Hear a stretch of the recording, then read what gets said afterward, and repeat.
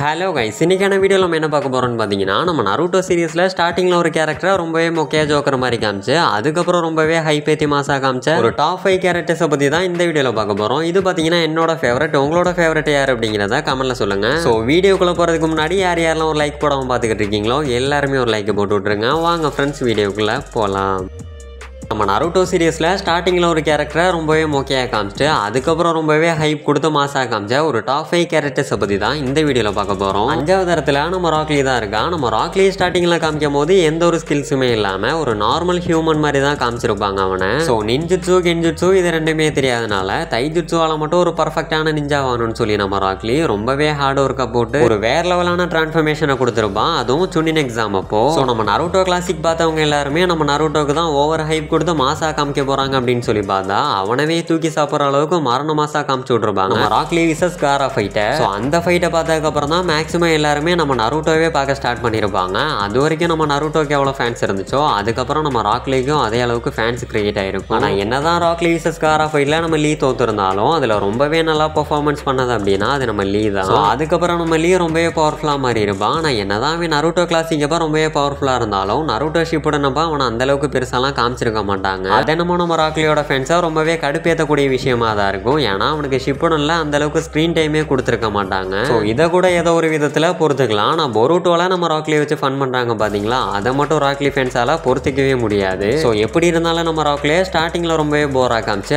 அதுக்கப்புறம் ரொம்பவே மாசாக காமிச்சிருப்பாங்க. ஸோ அதனால் அவனுக்கு நான் 5th பிளேஸ் கொடுக்குறேன். அடுத்த 4வது இடத்துல நம்ம ஜிராய் சென்சே தான் இருக்காரு. நம்ம ஜிராய் சென்சேவை ஸ்டார்டிங்கில் காமிக்கும் போது ரொம்பவே கேவலமாக தான் காமிச்சிருப்பாங்க. எந்த அளவுக்குன்னு சொல்லி பார்த்தீங்கன்னா முட்டாத்தனத்தில் நம்ம ஜிராய் சென்சேவை அடிச்சுக்கிறதுக்கு ஆளே இல்லை அப்படிங்கிற மாதிரி தான் காமிச்சிருப்பாங்க. ஏன்னா நம்ம ஜிராயோட டீம்ல நம்ம ஜிராயை தான் ரொம்பவே ஒஸ்டான ஸ்டூடெண்ட். அந்த டைமிங்ல நம்ம சுனாடே ஒரோச்சிமாருக்கு முன்னாடி நம்ம ஜிராயெல்லாம் ஒண்ணுமே இல்லைன்னு தான் சொல்லி ஆகணும். ஆனா அதுவே நம்ம ஜிராயா மவுண்ட் மியாபோக்கு போயிட்டு லார்ட் ஃபுகசுகி கிட்ட ட்ரைனிங் எடுத்து சேஜ் மூலாம் கத்துக்கிட்டு வரும்போது நம்ம ஜிராயாவோட ஆள் தூசி கூட சமமாக மாட்டாங்க நம்ம ஒரோச்சிமாரோ அண்ட் சுனாடே. அந்த டைமிங்ல நம்ம ஜிராயோட டீம்லயே நம்ம ஜிராய் சென்சே தான் கால் லெவல் பவர்ஃபுல்லா இருக்கிறத தாண்டி அவர்கிட்ட ட்ரைனிங் எடுத்த ஸ்டூடெண்டே கால் லெவல் பவர்ஃபுல்லா மாத்தி விட்டுருப்பாரு. நம்ம ஜிராய் சென்சே ஸ்ட்ராங்கஸ்டா இருக்கிறத தாண்டி ரொம்பவே இன்டெலிஜென்டான ஷினோபி அப்படின்னு தான் சொல்லி ஆகணும். ஏன்னா நம்ம நாகட்டோ 6 பாத் ஆஃப் பெயினை போட்டு ஆட்டம் போடும் போது அதை அவன் எப்படி யூஸ் பண்றா அப்படிங்கிற விஷயத்த யாருமே கண்டுபிடிச்சிருக்க மாட்டாங்க, கண்டுபிடிச்சிருக்கவும் முடியாது. ஸோ இந்த 6 பெயினுமே ஒரே ஒரு ஆள் தான். ஒருத்தன் பார்க்கறத இன்னொருத்தனால பார்க்க முடியும் அப்படிங்கிற விஷயத்த கண்டுபிடிக்கிறதுக்கே ஒருத்தனுக்குலாம் 1 வாரம் தேவைப்பட்டிருக்கு. ஸோ அப்படி இருக்கிற டைமிங்ல நம்ம ஜிராய் சென்சே 6 பெயின் கூட வெறும் 6 நிமிஷம் தான் ஃபைட் பண்ணியிருப்பாரு. ஸோ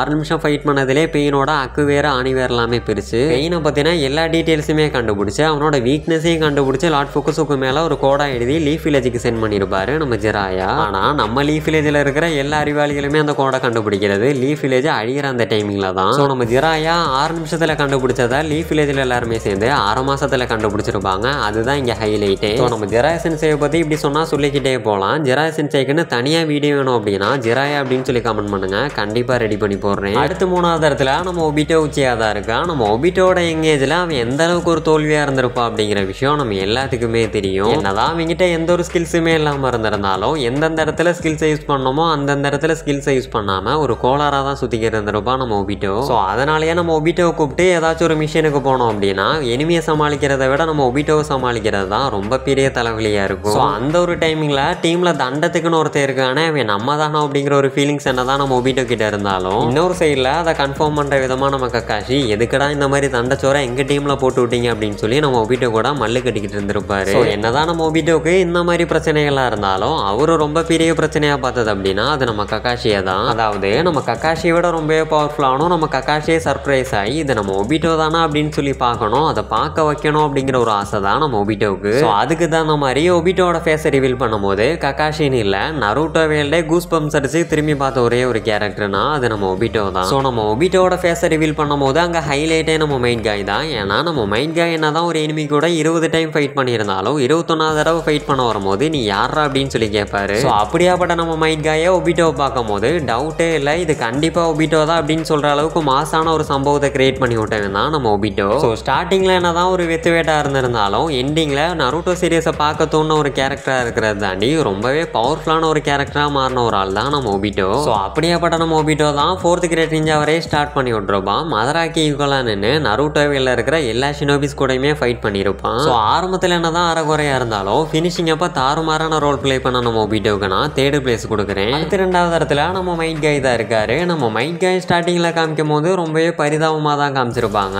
ஏன்னா அவருக்கு நின்ஜுட்சு கென்ஜுட்சு இது ரெண்டுமே தெரியாது, வெறும் தைஜுட்சு மட்டும்தான் தெரியும். அதுவும் நம்ம மைட் காயோட அப்பா மைட் கை தான் சொல்லி கொடுத்துருப்பாரு. ஆனால் இதில் என்ன ஒரு கொடுமையான விஷயம்னா நம்ம மைட் காயோட அப்பா ஒரு கேனிங். ஸோ அதனாலேயே நம்ம மைட் காயை ஓட்டாத யாருமே இல்லை. ஒரு சைடு என்னதான் இவரோட அப்பா பேரை வச்சு நம்ம மைட் காயை கிண்டல் பண்ணாலும், இன்னொரு சைடு நின்ஜுட்சு கென்ஜுட்சு இது ரெண்டுமே தெரியாம தைஜுட்சுவால மட்டும் இப்படி ஒன்னால ஒரு பர்ஃபெக்டான நிஞ்சாவா முடியும்னு சொல்லி இவரோட டீம்மேட்ஸ் எல்லாமே இவரை பிடிச்சி கலாய்க்கிறாங்க. ஆனால் என்னதான் இந்த மாதிரி சுச்சுவேஷன்லாம் இருந்தாலும் அதுக்கு எதுக்குமே தளராம நானும் ஒரு நிஞ்சாவாயே தீருவேன்னு சொல்லி நம்ம மைட் காய் ரொம்பவே ஹார்ட் ஒர்க்கை போட்டு லீஃப் வில்லேஜ்லேயே ஒரு ஸ்ட்ராங்கஸ்டான நிஞ்சாவை மாதிரி இருப்பாரு. அதுவும் எந்த அளவுக்குன்னு சொல்லி பார்த்தீங்கன்னா நம்ம இட்டாச்சி அக்குட்சுக்கி மெம்பர்ஸ்க்கே வார்னிங் கொடுக்குற அளவுக்கு. எப்படின்னா லீஃப் வில்லேஜ்லேயே ரொம்பவே டேஞ்சரான ஒரு ஷினோபி தான் மைட் காய். அவன்கிட்ட மட்டும் எந்த ஒரு ஒம்புதும்புமே வச்சுக்காதீங்க. அப்படி வச்சுக்கிட்டீங்க அப்படின்னா அதுக்கு நான் உத்தரவாதம் இல்லை, கண்டிப்பாக அவங்க சோலி முடிஞ்சிடும் அப்படிங்கிற மாதிரி ஒரு வார்னிங் கொடுத்துருப்பாரு நம்ம இட்டாச்சி. ஸோ அதுக்கு தகுந்த மாதிரி 4th கிரேட் நிஞ்சா வரப்ப நம்ம மதரா கூட ஃபைட் பண்ணுறதுக்கே எல்லாருமே படாத பாடுபட்டிருப்பாங்க. இத்தனைக்கும் நம்ம மதரா கூட ஃபைட் பண்ண எல்லாத்தையுமே நம்ம மதரா டிஃபீட் பண்ணுறது மட்டும் இல்லாமல் நம்ம நருட்டோ அண்ட் சாஸ்கே இவங்க 2 பேர்த்தையும் கில் பண்ணவும் செஞ்சிருப்பாரு. அதுக்கப்புறம் 9 டெய்ல் டிபிஸ்டையுமே கெடோ ஸ்டாச்சுக்கு கொடுத்து 10 டெய்ல்ஸோட ஜிஞ்சிரிக்கியாவும் மாறி இருப்பாரு. அந்த டைமிங்கில் நம்ம மதராவை அடிச்சுக்கிறதுக்கு ஆளே இல்லை. அப்படிங்கிற அந்த டைமிங்கில் நம்ம மைட் காய் மாசான ஒரு என்ட்ரி கொடுத்து நைட் காயா டிரான்ஸ்ஃபர்மேஷன் ஆகி நம்ம மதராவை வச்சு செஞ்சிருப்பாரு. ஸோ இந்த இடத்துல நம்ம நோட் பண்ண வேண்டிய ஒரு விஷயம் என்னன்னா வாரர்க்லேயே நம்ம நருட்டோ அண்ட் சாஸ்கே தான் இருக்கிறதுலே ரொம்பவே பவர்ஃபுல்லாக இருந்திருப்பாங்க. அதுலேயும் நம்ம நருட்டோ கிட்ட சேஜ் மோட் ப்ளஸ் குரமா சக்கரா இருக்கும். நம்ம சாஸ்கே கிட்ட இட்டாச்சியோட பவர்ஸ் அண்ட் சுசனோ இந்த மாதிரி ஹை லெவலான பவர்ஸ்லாம் இருந்தும் கூட 10 டெய்ல்ஸ் மதரா இல்லை ரெனேகன் மதராவே டிஃபீட் பண்ணியிருக்க முடியாது. ஆனால் நம்ம மைட் காய் சைடு வந்தீங்க அப்படின்னா 10 டெய்ல்ஸ் மதரா கூட ஃபைட் பண்ணியிருப்பாரு. ஸோ நம்ம மைட் காயோட 8th கேட்டு மட்டும் டெத் கேட்டாக இல்லாமல் இருந்துச்சு அப்படின்னா நம்ம மதராக்கு கண்டிப்பாக டெத் கேட்டாக மாதிரி இருக்கும். ஏன்னா நம்ம மைட் காய் மதராவை பேர்லி கில் பண்ணியிருப்பாரு. அதுவும் இருக்கிறதுலேயே ரொம்ப பவர்ஃபுல்லான ஒரு இம்மோட்டலான ஆளை நம்ம மைட் காய் பேர்லி கில் பண்ணியிருப்பாரு. ஸோ அந்த இடத்துல நம்ம மதராவே சொல்லியிருப்பாரு நான் ஆல்மோஸ்ட் டெத் ஆகிட்டேன், விட்டுருந்தா என்னை கொலை பண்ணியிருப்பேடா அப்படின்னு சொல்கிற அளவுக்கு வச்சு செஞ்சு விட்டுருப்பாரு நம்ம மைட் காய். ஆனால் என்னதான் நம்ம மைட் காய் நம்ம சாக போகிறோம் அப்படின்னு தெரிஞ்சும் 8th கேட்டை ஓப்பன் பண்ணி நம்ம மதரா கூட ஃபைட் பண்ணியிருந்தாலும் அங்கே நம்ம மைட் காய்க்கு கிடைக்க வேண்டிய மரியாதை நம்ம மைட் காய்க்கு கிடைக்காம போச்சு அப்படின்னு தான் சொல்லி ஆகணும். ஏன்னா அடுத்த செகண்டே நம்ம நருட்டோ அண்ட் சாஸ்கே வந்து மாஸ்க் காமிச்சு விட்ருப்பாங்க. ஸோ அது வரைக்கும் நம்ம கை பண்ண தியாகத்தை நம்ம எல்லாருமே மறந்து போயிடுவோம். ஸோ அதுதான் நம்ம மைட் காயோட ஃபேன்ஸுக்கு ரொம்பவே எமோஷ்னலான ஒரு விஷயம். ஸோ எப்படி இருந்தாலும் ஸ்டார்டிங்கில் ஒரு பைத்தியக்கார மாதிரி சுற்றிக்கிட்டு இருந்த நம்ம மைட் காய் அல்டிமேட்டான ஒரு டிரான்ஸ்ஃபர்மேஷனை கொடுத்து மாஸ்க் காமிச்சு விட்ருப்பாரு. ஸோ அதனால நம்ம மைட் காய்க்கே நான் 2nd பிளேஸ் கொடுக்குறேன். ஸோ மைட் காய் ஃபேன்ஸ் எத்தனை பேர் இருக்கீங்க அப்படிங்கிறத கமெண்ட்ல சொல்லுங்க. ஸோ ஃபைனலாக நம்பர் 1ல நம்ம நருட்டோ உசுமாக்கி தான் இருக்கா. நம்ம நருட்டோவை ஆரம்பத்துல இருந்தே ரொம்பவே அமர்க்கலமாக தான் காமிச்சிருப்பாங்க. ஸோ நம்ம நருட்டோ சீரீஸ்லேயே ஒரு பெஸ்ட் ஃபன்னியான கேரக்டர் யாருன்னு சொல்லி கேட்டால் நம்ம எல்லாருமே சொல்லக்கூடிய ஒரே ஒரு பதில்னா அது நம்ம நருட்டோட பேராக தான் இருக்கும். ஏன்னா ஸ்டார்டிங்கில் நம்மளால ஒன்றுமே தெரியாமல் வெறும் தத்தியாக தான் இருப்பான். என் கிளாசிக் அப்போ கூட நம்ம நருட்டோ அந்த அளவுக்குலாம் பவர்ஃபுல் கிடையாது. அவனுக்கு தெரிஞ்சதே வெறும் 2-3 விஷயங்கள் மட்டும்தான். ஒன்று ஷாடோ க்ளோன் ஜுட்ஸு, இன்னொன்று ரசிங்கன்னு அடிக்கடி சமனிங் ஜுட்ஸு போடுவான். ஸோ மற்றபடி நம்ம நருட்டோவை ரொம்ப பவர்ஃபுல்லாலாம் காமிச்சிருக்க மாட்டாங்க கிளாசிக்கில். ஸோ ஷிப்புடன் ஸ்டார்டிங்லேயே நம்ம நருட்டோவை அந்த அளவுக்கு பவர்ஃபுல்லாலாம் காமிச்சிருக்க மாட்டாங்க. எப்படி சொல்கிறேன்னா நம்ம சாஸ்கேவை திருப்பி லீஃப் வில்லேஜுக்கு கூப்பிட்டு வரதுக்காண்டி நம்ம நருட்டோ சாஸ்கேவை தேடி போவான். ஆனால் நம்ம சாஸ்கே வாயிலே மிதிச்சு நருட்டோவை தாட்டி விடுவான். ஸோ நம்ம கிஷிமோட்டோவுக்கு நருட்டோ மேலே என்ன கோவமோ தெரியல, 1 இல்லை 2 இல்லை இதே மாதிரி 4-5 தாட்டி நடந்திருக்கு. ஸோ அப்போ வரைக்கும் நம்ம நருட்டோ ரொம்பவே டம்மியாக தான் இருந்திருப்பான். ஆனால் இந்த பெயினாக இருக்குது அப்படின்னு சொல்லி ஒன்று வரும் பார்த்தீங்களா, அப்போ தான் நம்ம நருட்டோட விஸ்வரூபமே வெளியில் கொண்டு வருவாங்க. ஏன்னா நம்ம நருட்டோ சேஜ் மோட மாஸ்டர் பண்ணிட்டு வந்து 6 பெயினை தூக்கி போட்டு வாயிலே மிதிக்கிறது மட்டும் இல்லாமல் the hero of the hidden leaf அப்படிங்கிற பட்டத்தையும் வாங்கியிருப்பான். ஸோ அந்த டைமிங்லேயே நம்ம நருட்டோ லீஃப் வில்லேஜில் இருக்கக்கூடிய ஏகப்பட்ட கேரக்டர்ஸை மிஞ்சிருப்பான். அந்த டைமிங்கில் நம்ம சாஸ்கேலாம் நருட்டோக்கு முன்னாடி ஒன்றுமே இல்லை. ஸோ அது வரைக்கும் யாருமே மதிக்காமல் எல்லாருமே புறம் பேசி 0வா இருந்த நம்ம நருட்டோ டக்குனு ஹீரோவாக இருப்பான். அதுவும் எந்த அளவுக்குன்னு சொல்லி பார்த்தீங்கன்னா லீஃப் வில்லேஜ் அப்படின்னாலே நம்ம நருட்டோ தான். நம்ம நருட்டோவை தாண்டி தான் லீஃப் வில்லேஜவே தொட முடியும் அப்படிங்கிற அளவுக்கு ரொம்பவே பவர்ஃபுல்லாக மாறி இருப்பான். என் 4th கிரேட் நிஞ்சா வரப்போ கூட ரீனிமேஷன் ஆகி வந்த ஷினோபிகளை சீல் பண்ணுறதுக்கு எல்லாருமே படாத பாடு பட்டிருப்பாங்க. ஸோ அப்பயும் நம்ம நருட்டோ தான் எல்லாத்துக்குமே ஹெல்ப் பண்ணி பாதி வேத்தை சீல் பண்ணி விட்ருப்பான். அது மட்டும் இல்லை வைஜெட்ஸோ எதுன்னு கண்டுபிடிச்சி அதை கொல்லவும் செஞ்சிருப்பான். ஸோ இப்போ எல்லாருமே சொல்லுவீங்க அது எல்லாருமே பண்ண விஷயம் தான் அப்படின்னு. ஆனால் நம்ம நருட்டோவேல இருக்கிற எல்லா ஷினோபிகளுக்குமே ஹெல்ப் பண்ணியிருப்பான் அவனோட ஷாடோ க்ளோன் மூலியமா. ஸோ 4th கிரேட் நிஞ்சா வார்லேயே ஒரு அமேசிங்கான பர்ஃபார்மன்ஸை பண்ணி நம்பர் 1ல இருக்கக்கூடிய ஒரு கேரக்டர் யாருன்னு சொல்லி கேட்டால் நம்ம நருட்டோவை தான் நான் சொல்லுவேன். ஏன்னா